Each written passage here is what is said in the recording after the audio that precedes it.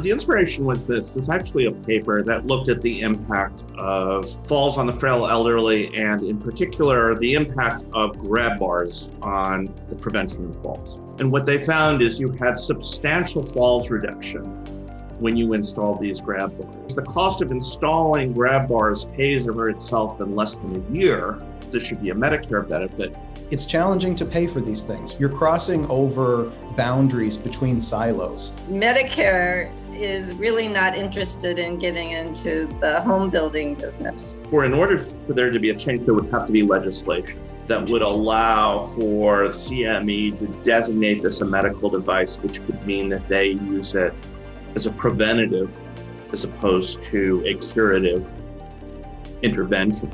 How many grab bars would be required before you actually prevented one injurious fall? The number needed to treat is quite low, like 5 people would need to be treated, so to speak, with a grab bar before you prevented one fall. One thing that has become pretty clear to all of us is the importance of feeling safe in your own home. For older adults, feeling like they have a safe place to age in place. How important that is to our society to allow people to have that option if they can.